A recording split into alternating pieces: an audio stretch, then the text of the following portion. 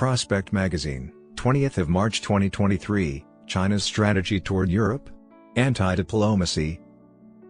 Wang Yi, a middle-aged man regarded as a relatively tactful diplomat who, unusually for a top Chinese official, speaks fluent Japanese, has long been well known on the diplomatic scene, including in his previous position as foreign minister. The incumbent of that position in China is tasked with carrying out Communist Party senior leadership's policy, making it a comparatively junior place in the hierarchy. However, Wang was elevated to the party's 24-member Politburo last year and now holds the highest position in charge of foreign policy in China. He had a daunting to-do list when he left for Europe last month on his first trip in his new role, repairing China's severely damaged reputation in Europe, attempting to remove political barriers to a revival of trade and investment with the EU, persuading European leaders not to side with an increasingly hostile United States toward China, and persuading the diplomatic hawks of the Munich Security Conference, an audience that could be considered skeptic. China will have a difficult time mending fences with Europe, and as the saying goes, if it wants to get there, it shouldn't start here. Before traveling to Moscow in time to commemorate the first anniversary of Russia's invasion of Ukraine with Vladimir Putin and lay the groundwork for his boss, Xi Jinping, to visit Moscow this week, he added, making a courtesy call to the illiberal leader of the EU, Viktor Orban. 14 months into the brutal conflict, Wang Yi's job may become even more difficult due to that visit. Mutual sanctions are among the ongoing issues. In 2021, the EU imposed sanctions on 4 officials related to China's mass detention of the minority Uyghur population in Xinjiang. In response, China sanctioned several well-known MEPs and a reputable German think tank it viewed as being critical of Chinese policy. A crucial trade and investment treaty, the CAI, which had been in negotiation for years and required the support of the European Parliament, whose members China had sanctioned, was sadly destroyed by China's counter-sanctions, which had an utterly predictable result. Fu Kong, the Chinese ambassador to the EU, proposed lifting simultaneously on February 8 so that both sides could resume their traditional business of making money. Shortly after, the focus shifted to Erkin Taniyaz, the governor of Xinjiang, who is currently facing sanctions in the US for his role in the detention of potentially 1 million of his fellow Uyghurs. Taniyaz is scheduled to tour the EU and the UK. Beijing might have anticipated that the governor's visit would encourage the thawing of the ties. Instead, it sparked a public outcry and demands for the governor's arrest in the UK. Beijing found a scheduling issue after the fact and cancelled the trip. Beijing is currently waging a charm offensive without the charm in response to grave worries about China's economy in the wake of Xi Jinping's contentious zero-COVID policy and the nation's self-imposed 3-year isolation. In recent years, China has become more skilled at what could be described as anti-diplomacy, frequently eliciting the opposite of the reactions it seeks. Wang spoke of opportunity and peace, but surveys conducted across Europe show that the public in Europe has never been as unfriendly toward China. The elite-level policy has changed from being friendly to being extremely suspicious, and a string of conflicts with individual EU member states have turned once cooperative partners into adamant adversaries. This was not the intended outcome. Since China is the Middle Kingdom and the ruler between heaven and earth, it wants to rule the entire globe. China's ties with Europe appeared to be very promising 10 years ago. With an eye on the enormous potential of the Chinese market, big European corporations established factories there. Trade was booming, and in the still European UK, the Prime Minister and his Chancellor were giddy about a golden age of relations. When George Osborne was in Xinjiang, he only discussed business. Beijing, the development of Europe's digital infrastructure, appeared to be in the hands of China's telecom giant Huawei, which was also investing in critical European ports and launching its own European diplomatic initiative, known as 16+1. In 2012 to give diplomatic and political shape to its rapidly expanding relationships. On the other hand, Beijing was making big claims about building new high-speed train networks to connect China and Europe. These plans would soon become official with the 2013 launch of the so-called Belt and Road Initiative, a vast infrastructure and investment scheme. Conflicts with EU member states have transformed formerly dependable allies into adamant foes. 16+1, which, after Greece joined, became 17+1, initially raised some questions in Brussels. It was created as a Chinese initiative to encourage collaboration between Beijing and 16 countries in Central and Eastern Europe. It consisted of both EU and non-EU members and was meant to straddle the east boundary of the EU by extending from the Baltic to the Mediterranean. In some European capitals, there were worries that China would attempt to advance its interests at the cost of Brussels by putting pressure on smaller member states. It was observed that two of its members, Hungary and Greece, had protected China from attempts by the EU to criticize its record on human rights. But there was excitement in Central Europe because it appeared that China offered a significant chance and had already begun its global investment binge.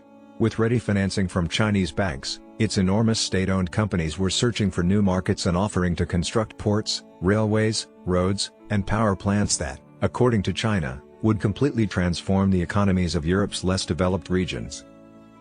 After all, China was renowned for constructing more quickly and affordably than anyone else.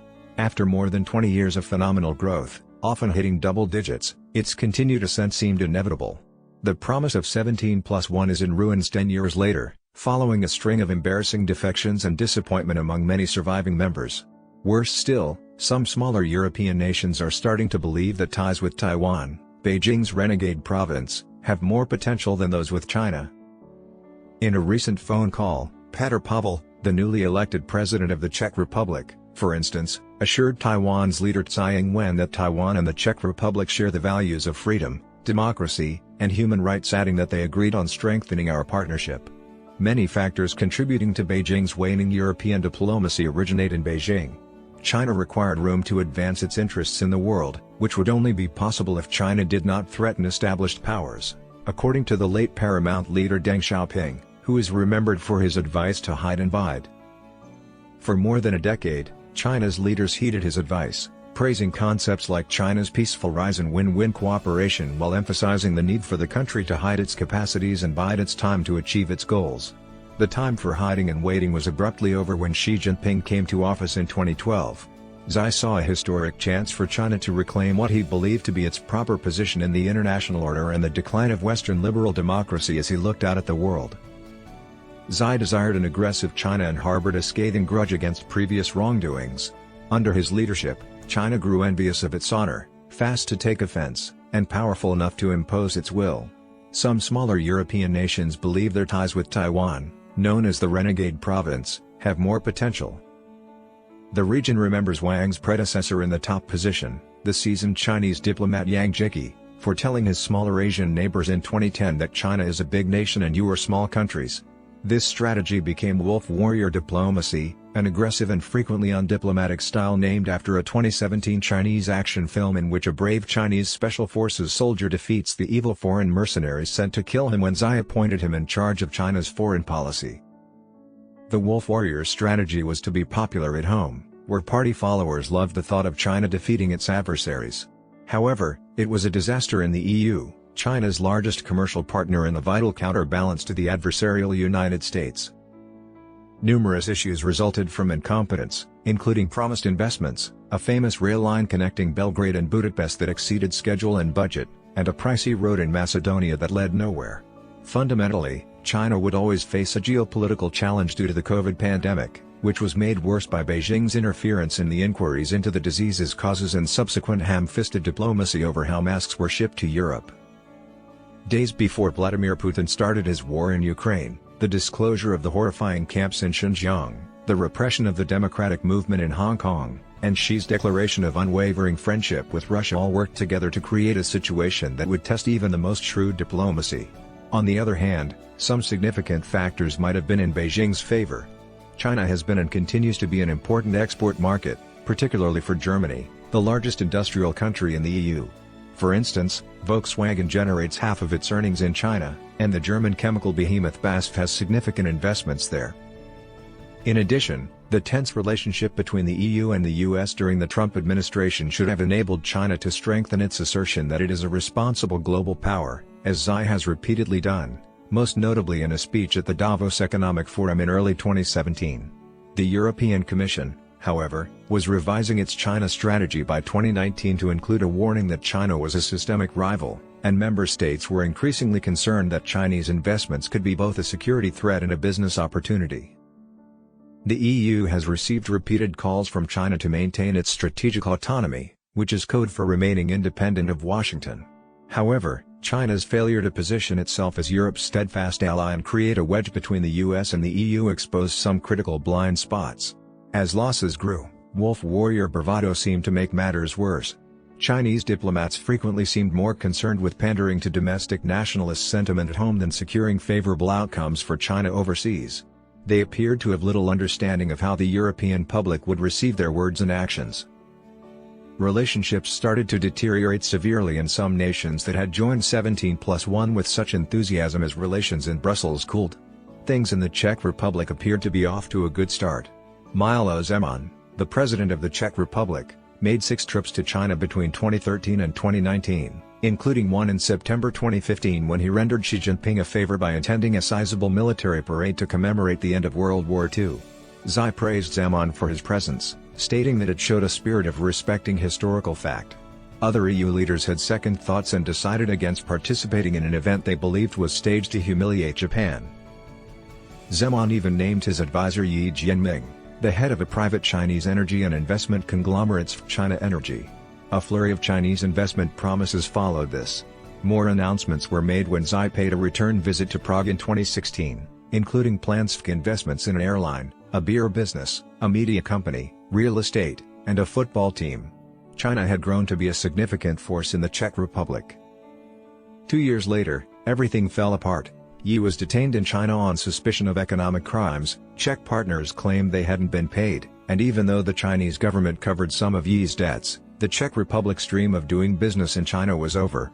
Beijing warned it would be unwise to breach any red lines in response to Taiwan's obvious overtures in January. Although the Czech episode was embarrassing, the experience of another small member state left China's EU ties in even worse shape. Compared to China's 1.4 billion people, Lithuania, a Baltic nation, has 2.8 million people. Although it hardly seemed like a fair fight, China learned from its conflict with Lithuania that size is not everything.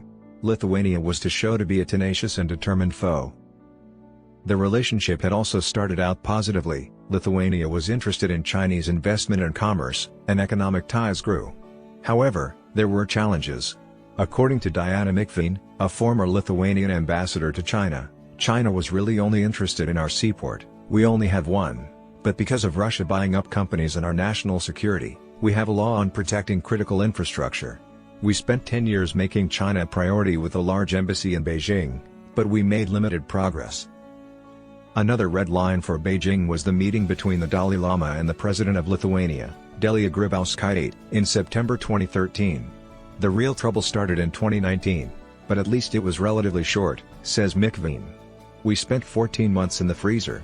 In addition to focusing primarily on Russia and Belarus, Lithuania's National Security Review, published on February 4, coincidentally just before Chinese New Year, also noted a rise in Chinese espionage. Beijing responded angrily. Then, due to circumstances that occurred in Hong Kong, thousands of miles away from the Baltic states, an even worse problem arose. More often than not, it seemed more crucial to win over the nation's escalating nationalists at home than to advance China's interests overseas. Demands for the right to vote, which they felt was promised to them when the UK returned Hong Kong to China in 1997, have become a growing civic movement in Hong Kong. Tens of thousands of people flocked to the streets to join a movement that intelligent, tech-savvy, and determined young people primarily spearheaded. Therefore, it was not unexpected that the inspiration for the upcoming demonstration came from a Reddit post that called attention to the day in August 1989 when 2 million people from Estonia, Latvia, and Lithuania joined hands to form a 600 kilometers long human chain. The protest commemorated the Molotov-Ribbentrop Pact, which divided Poland and gave the Baltic nations to Russia 50 years ago. Lithuania would be the first Baltic state to formally renounce Russian rule less than 6 months after the demonstration. Mikveen was only 18 when Lithuania gained its independence. She was in Vilnius on January 13 of the following year when Russian tanks began firing on her fellow students to retake Lithuania for Russia. On the 30th anniversary of the protest known as the Baltic Way, young demonstrators in Hong Kong proposed imitating the Balts. Thousands of individuals created a human chain spanning 30 miles, making it a spectacular success. It's simple to be pessimistic about the demonstrations, but that day I found it moving, says a British expat living in Hong Kong. People in Hong Kong generally don't like to hold hands with strangers, but thousands of people have hands. As night fell, one branch of the Hong Kong Way ascended Lion Rock, high above the city, to illuminate the night sky with hundreds of mobile phones. They sang songs, and there was a fantastic atmosphere of hope. Mantas Adomnas, a politician from Lithuania with a Cambridge doctorate in classics, organized a modest protest in Vilnius that day to support Hong Kong. He was well recognized for supporting Taiwan and Hong Kong. A few hundred people showed up in the capital's Cathedral Square bearing banners and signs. Still, their protest changed course when about a dozen pro-Beijing supporters showed up to hold an aggressive counter-demonstration. As this had never before occurred in Vilnius, Adomnas reacted angrily and accused the Chinese of being paid to sabotage a peaceful gathering. According to reports, the Chinese Chamber of Commerce leader in Lithuania, allegedly established that same day, was identified as Wang Haonan. Wang Haonan appeared to be in charge of the Chinese organization. The police were called after altercations, and 2 Chinese people were subsequently charged with disturbing the peace. A group of Chinese attacked the Lithuanian demonstration, McVean recalled. It was a disgusting sight. The public was stunned. The Chinese envoy and his military attaché were seen in the square during the scene which was being filmed. The consulate had planned it, according to McVean. 3 days later, the Lithuanian Foreign Ministry summoned the Chinese envoy to receive a diplomatic note. The ambassador refused it, the first time in our experience that a diplomatic message had been rejected, despite being the mildest reprimand that could have been given, according to McVean. The exchange of messages became public when the Chinese embassy refused to acknowledge its involvement in the Lithuanian protest, and things began to go wrong. McVean claims, "We were placed on a shelf in an unfriendly box." 6 months later, 200 Lithuanian public intellectuals, activists, and lawmakers signed a letter advocating for Taiwan's diplomatic rapprochement with China and support for its membership in organizations like the World Health Organization. China started to exact vengeance. Lithuanian wheat exports were denied certification by Chinese customs because the shipment was fungus-infected. Inspectors had to travel in business class all over the globe, but the Chinese would not sign the certificate. According to McVean, it was a fungus that doesn't exist in Lithuania. Solving that kind of issue takes time and money. While serving as ambassador in Beijing, she made it her top priority to remove the prohibition, but the Chinese customs officials were hesitant to retract their claims regarding the fungus. They instructed us to admit the presence of the fungus and claim that Chinese authorities had exterminated it. The next Chinese suggestion was for her to claim that the fungus originated in Latvia and that the Chinese government had dealt with it. She responded, "We can't acknowledge a fungus that doesn't exist, in our country." To tell the joke, she phoned her Latvian counterpart. The argumentation persisted. China suggested removing the wheat embargo in exchange for the Lithuanian Prime Minister attending the upcoming virtual 17+1 summit in February 2021. When the offer was turned down, McVean and the Estonian ambassador were summoned to the Ministry of Foreign Affairs in Beijing late at night and informed that their leaders had insulted China. Lithuania had determined that the cost of participating in 17+1 was too high and that there were not enough deliverables. Before the February virtual summit, when Lithuania informed Beijing that it was leaving, Beijing called for discretion. It continued as though Vilnius was still a member, flying the Lithuanian flag and inviting companies to trade shows. Vilnius made its departure known in the press 3 months later. Beijing found the new office opening to be a bad enough development. The Lithuanian government then formally invited Taiwan to establish a presence in the nation's capital in the summer of 2021. Still, the name, the Taiwanese Representative Office in Lithuania, was a complete no-no for Beijing, which saw it as a step toward Taiwan's formal acknowledgement as a sovereign state. After Lithuania's goods became stuck on the high seas, freight trains from Beijing to other European cities stopped stopping in Lithuania, and exports to China became impossible after the name Lithuania was removed from the Chinese customs database, which meant that documentation returned an error message. China recalled its ambassador in protest. There was increasing pressure on Lithuania to cave in from domestic and some other European cities. But China had gone too far. Upon discovering that goods containing components manufactured in Lithuania were also encountering new barriers at Chinese customs, Lithuania's EU neighbors started the protracted process of bringing a case against China to the World Trade Organization. The Lithuanian government dug in, and China declared that Lithuania's diplomatic relations had been downgraded to the lower charged affairs level when the Taiwan office eventually opened in November 2021. Chinese maps of the embassy were immediately altered to reflect the new name, and a consular officer attempting to send home his luggage discovered that it would not be accepted unless he requested permission to use the new name. Also instructed to turn in their credentials and reapply under the new name was the embassy personnel. They decided to leave the embassy because, without credentials, They would no longer be under diplomatic security. Allegations that China violated the Vienna Convention's provisions resulted from the country's actions. McPhee completed the remaining portion of her tenure as an ambassador from Vilnius. China's overbearing response ultimately led to closer ties between Taiwan and Lithuania, and Taiwan's promise to spend so heavily in the Baltic state that other small EU members started to show interest in the prospect of closer ties with Taipei. Estonia and Latvia also left China's grouping, bringing the total down to 14+1, which may now become 13+1 given the recent shift in the Czech government. China's backing of Russia following its incursion of Ukraine has undoubtedly sped up the disillusionment process. In his prior position as foreign minister, Wang Yi saw the relationships between China and Europe fall apart.